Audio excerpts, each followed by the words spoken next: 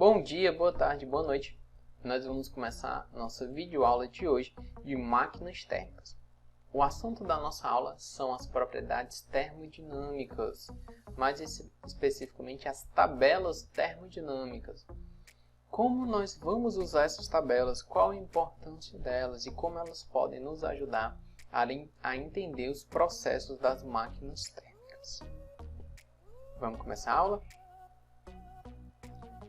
Antes da gente realmente começar a aula, eu gostaria de deixar aqui um desafio e perguntar: a 50 graus Celsius, qual é a fase da água? Ela é sólida, ela é líquida ou ela é gás? Pense um pouquinho e responde, vamos ver depois se você acertou essa resposta. Antes da gente entrar nas tabelas termodinâmicas, nós temos aqui que lembrar as fases da matéria que são relevantes para nós, que são as fases, sólida, líquida e gasosa. Então, quando nós queremos definir o estado de um determinado corpo, de uma determinada substância ou de um sistema, nós temos que utilizar essas duas propriedades, que é justamente o que? A temperatura e a pressão.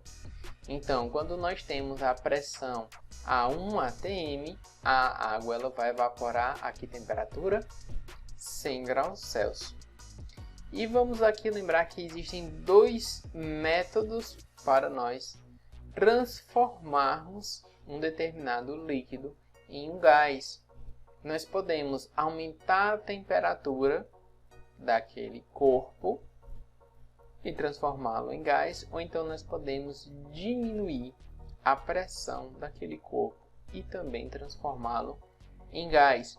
Lembrando que essas linhas são as linhas de transformação dos estados da matéria. Essa linha representa aquele processo de transformação do sólido para o líquido, do líquido para o sólido, do líquido para o gás e assim por diante. Vamos ver aqui um esquemazinho das fases da matéria, em que nós temos indo pela direita, da esquerda para a direita, um aumento de temperatura do sólido para o líquido, eu chamo de fusão. Do líquido para o gasoso, eu vou falar depois, porque eu gostaria de fazer uma observação. Do gasoso para o líquido, nós estamos indo agora para a esquerda, nós vamos ter o que? A liquefação. Do líquido para o sólido, nós vamos ter a solidificação. É importante agora a gente falar sobre isso, essa palavrinha aqui, vaporização, que muitos livros eles tratam como a ebulição e a vaporização sendo sinônimos do mesmo processo, e que dentro da área técnica nem sempre eles são sinônimos, na verdade eles não são sinônimos, apesar de eles poderem coincidir. Como assim? Porque quando eu tenho um líquido e eu quero ir para o estado gasoso, lembre-se lá, eu posso ir por meio do aumento de temperatura ou por meio da diminuição da pressão. Então, como nós temos dois caminhos diferentes, resultando em dois estados diferentes, faz muito sentido que nós falemos duas terminologias diferentes. Quando nós aumentamos a temperatura, nós costumamos chamar de ebulição, e quando nós diminuímos a pressão, nós costumamos chamar de evaporação. Vamos lembrar aqui as diferenças entre fase e estado.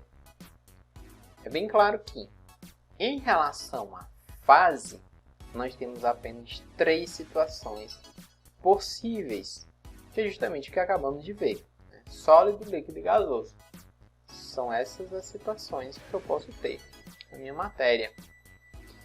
Mas quando eu falo em estado, eu tenho infinitas situações possíveis, pois o estado ele é determinado pelas propriedades termodinâmicas daquele sistema ou daquela substância.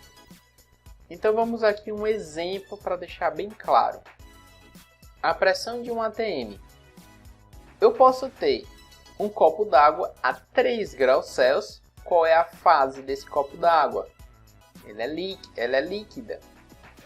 E eu posso ter também, na mesma fase, o quê? Um copo de água a 97 graus Celsius.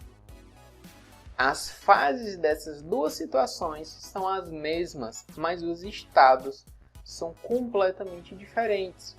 Imagine que estado é a capacidade, de uma forma bem grosseira, que estado é uma capacidade produtiva, energética de uma substância, de um sistema. Você acha que seria a mesma coisa entre beber um copo de água a 3 graus Celsius? Seria a mesma coisa que beber o mesmo copo d'água a 97 graus Celsius?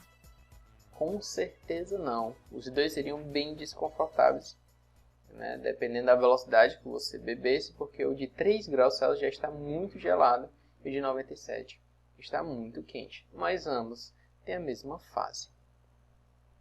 Então, como é que a gente vai diferenciar?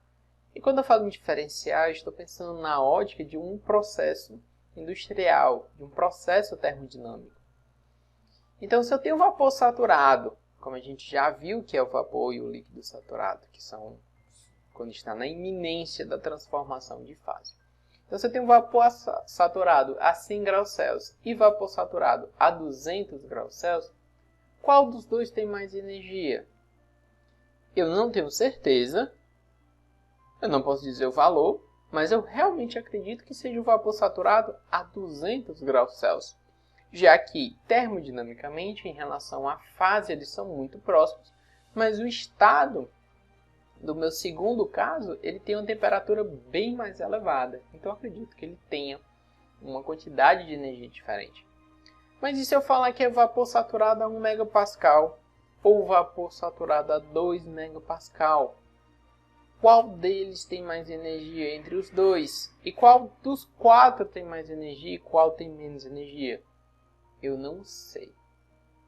Então, como eu não sei, eu não consigo definir qual deles seria o mais indicado para uma máquina térmica. E o que é que eu tenho que fazer? Eu tenho que criar uma nova propriedade. E uma propriedade que eu considere as outras propriedades, essas propriedades circunstanciais, como referência. E qual delas que eu estou usando de referência aqui na nossa aula? Eu estou usando o estado da matéria, a fase da matéria. Estou usando essas duas coisas. Eu também estou usando a pressão que está sendo submetida, porque a pressão vai determinar a quantidade de energia. Um sistema pressurizado, ele tem mais energia do que um sistema despressurizado. Então, pressão também é uma característica importante para eu definir a minha energia.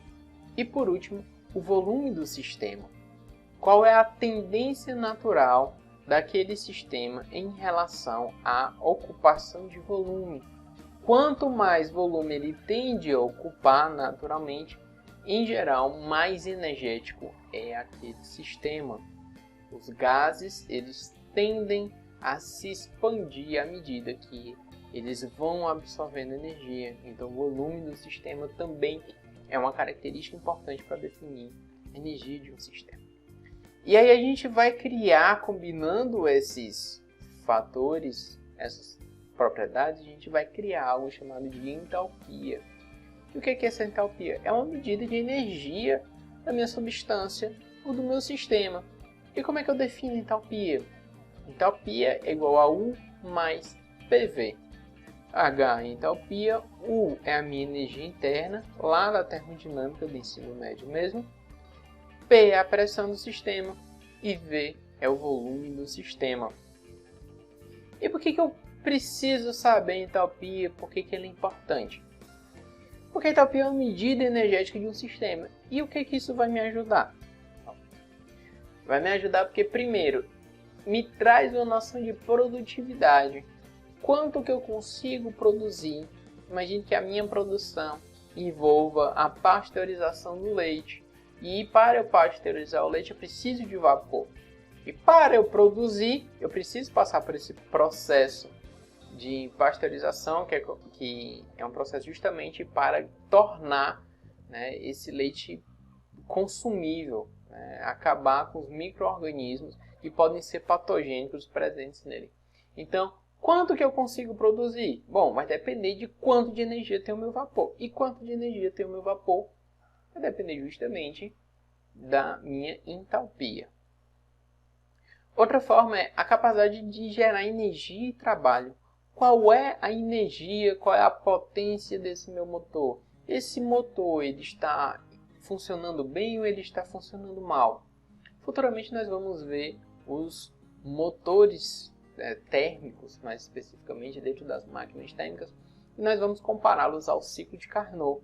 E o ciclo de Carnot, já adianto, é o ciclo de maior eficiência térmica possível. Então nós vamos comparar esse ciclo de um motor real a um ciclo de Carnot para entender quão longe ele está do que seria o motor perfeito, o motor com a maior eficiência possível. E a partir daí nós vamos realmente, de uma forma objetiva, definir se aquele motor está em uma operação aceitável ou inaceitável. E grande parte desses processos envolvidos no motor, eles vão estar atrelados à entalpia, porque vai ser uma medida das energias envolvidas, não só de motores, mas também de ciclos de refrigeração. Além disso, nós vamos definir o consumo de energia das máquinas. O consumo de energia elétrica, nós também podemos definir quanto de trabalho aquela energia, aquele sistema vai necessitar para funcionar. Isso é muito importante para as câmeras frigoríficas, quanto de consumo elétrico para aquele determinado sistema de refrigeração. E qual é a capacidade operacional daquele sistema, quantas toneladas de refrigeração ela vai conseguir trazer àquela câmara frigorífica. Tudo isso nós vamos calcular por meio também da entalpia. Nós vamos saber instabilidades e ineficiências, como eu já disse, em relação aos motores. Uma das melhores formas de um estudo preliminar da eficiência de um motor é compará-lo ao ciclo de Carnot. Além dessa comparação em relação à entalpia, nós também temos uma comparação à entropia, que foge da natureza das nossas aulas, que são voltadas para o ensino técnico de nível médio, sendo ele integrado ou de formato subsequente. E por último, a capacidade operacional. O que eu consigo fazer com aquele sistema em relação à produção de energia, em relação à produção de movimento, em relação à capacidade frigorífica, tudo isso, para eu operar aquela máquina, o que ela vai me trazer, eu vou avaliar. Uma das principais coisas, talvez a primordial, seria a entalpia. Tudo bem, Fernando, entendi. Mas aí vem, como é que eu vou encontrar essa entalpia? Como é que eu vou calcular essa entalpia? Bom, existem dois métodos para a gente encontrar a entalpia. O primeiro deles é calculando a entalpia por meio de algumas propriedades termodinâmicas específicas e cálculo diferencial. Como eu preciso de cálculo diferencial para esse método para encontrar a entalpia, nós não vamos abordá-lo, porque nós precisamos de cálculo que é aprendido no primeiro ano das faculdades de engenharia, matemática, física, das ciências no geral. E como isso foge ao curso de ensino técnico médio, nós não vamos avaliar esse método. Tá, Fernando, e qual é o segundo? Imagine que eu tenho um processo industrial e em um desses processos eu tenho a produção de vapor saturado a 125 graus Celsius. Aí eu calculei quanto de entalpia tem aquele sistema. Eu vou avaliar um outro sistema e aí também tem vapor saturado a 125 graus Celsius. Eu vou calcular e eu obtenho, nas mesmas circunstâncias, a mesma resposta. Eu fui em um terceiro processo e apareceu de novo esse vapor saturado a 125 graus Celsius. Para evitar ficar sempre calculando, o que é que eu vou fazer? Eu vou anotar quanto foi que eu encontrei. Eu posso fazer isso para outras propriedades, para a energia interna, para o volume. E à medida que eu vou anotando, eu posso não mais precisar calcular toda a vida, basta eu olhar para as minhas anotações. O segundo método é justamente isso. Eu posso utilizar tabelas termodinâmicas para me dizer as propriedades que eu esteja precisando, sendo volume, ou sendo entalpia, ou sendo energia interna, À medida que eu vou construindo essas tabelas termodinâmicas, isso vai me poupar muito esforço, vai me poupar tempo e também vai me poupar capacidade operacional de computacional também, porque eu não vou precisar sempre estar fazendo contas, eu já tenho um resultado propício para usar diretamente na análise do meu sistema. E é por isso que as tabelas termodinâmicas são tão importantes, porque elas nos poupam todo esse esforço e essa energia. E como é que são essas tabelas? Bom, não se assustem. Essa daqui é uma tabela termodinâmica. Para encontrar uma tabela termodinâmica, basta você colocar no Google tabela termodinâmica da água e você vai encontrar. Vou abrir aqui a minha tabela e a gente vai avaliar aqui, ó, a temperatura, cada uma dessas colunas, a temperatura, a pressão de saturação, volume específico, energia interna, entalpia e entropia. Essa daqui é uma tabela da água. E aí eu já venho e respondo agora o nosso desafio. Qual é a fase da água que está a 50 graus Celsius? Bom, a fase da água vai depender da pressão, porque eu posso ter a evaporação ou a ebulição da água a 40 graus Celsius ou a 70 graus Celsius. Vai depender de qual pressão aquele sistema está submetido. Então a resposta é: depende da minha pressão. Então, se eu tiver a uma pressão, por exemplo, de 9,593 kPa e uma temperatura de 50 graus, ou seja, a pressão menor do que a transição, isso daqui vai ser o quê? Vai ser vapor superaquecido, como nós já vimos as diferenças entre vapor saturado e vapor superaquecido. Ok, e a tabela? Como é que eu uso o que é cada uma dessas colunas? Como eu já expliquei as principais, e agora eu vou explicar essas subcolunas. Em relação ao volume específico, a coluna da esquerda, eu tenho justamente o quê? Eu tenho um volume específico para o líquido saturado. A coluna da direita, eu tenho justamente o que? O volume específico para o vapor saturado. Fernando, eu estou notando que, na verdade, o volume específico está diminuindo, é isso? É isso mesmo, o volume específico ele está diminuindo para o vapor saturado. Por quê? Bom, porque a pressão está aumentando. À medida que a pressão aumenta, a tendência a um gás é o quê? Que o seu volume diminua. Vamos para a próxima coluna. A energia interna. Nós temos a energia interna do vapor, aqui no caso do líquido saturado. A energia interna do vapor saturado. E, Fernando, essa coluna aqui entre os dois, ela é o quê? É a diferença entre o vapor saturado e o líquido saturado. Ou seja, essa é a coluna que indica a diferença de energia interna de um líquido saturado para um vapor saturado. Olha como é diferente. Então, se eu for pegar aqui, ó, a água a 100 graus Celsius, ela tem 418,94 kJ por quilograma se ela for líquido saturado, mas ela tem 2.506,5 kJ por quilograma se ela for vapor saturado. Apesar de estar na mesma pressão, apesar de estar na mesma temperatura, a energia interna deles é totalmente diferente, mostrando como são estados contrários, como são estados diferentes.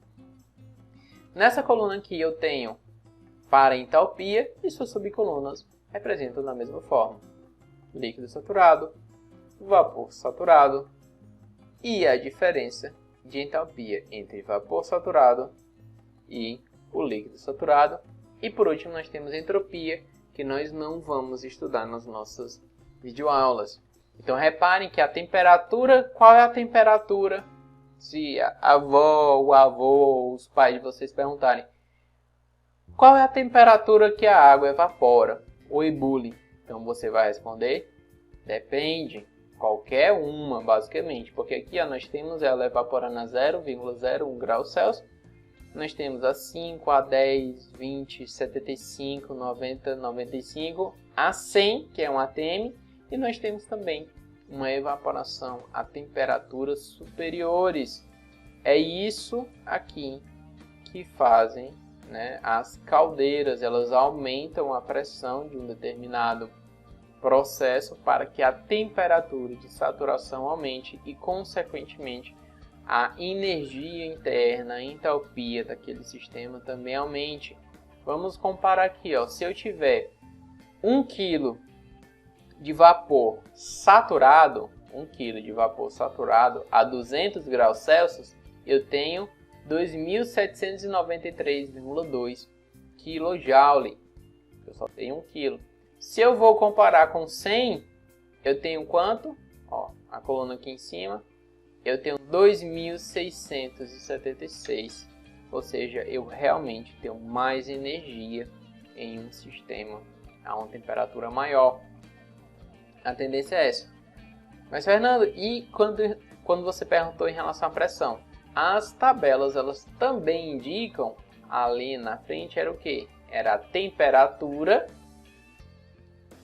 que era a referência, e nós vimos a pressão, que é aquela temperatura específica, entraria na transição. Mas as tabelas, elas também trazem o contrário. Nós temos uma pressão específica e qual é a temperatura que, dada aquela pressão, aquele líquido vai realmente entrar na transformação do líquido para o gasoso. Então eu tenho justamente aqui, ó, o megapascal em relação à entalpia do megapascal.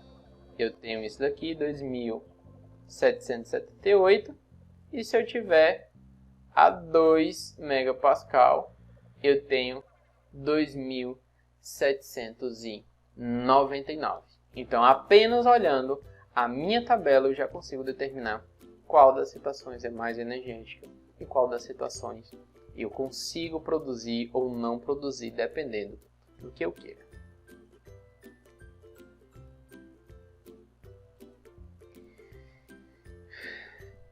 Então, as tabelas termodinâmicas, elas são feitas para nos ajudar. Basta entendermos como elas funcionam e entendermos como utilizar essas propriedades para analisar os processos termodinâmicos envolvidos nas máquinas térmicas.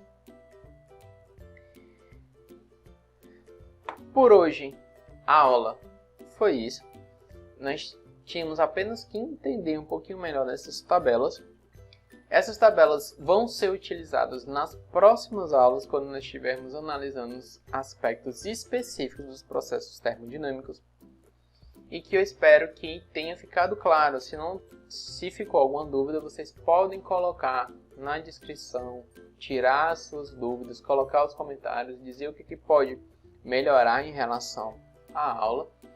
Se inscrevam e cliquem no sininho para ficarem por dentro das aulas, para poder estudar em casa, né?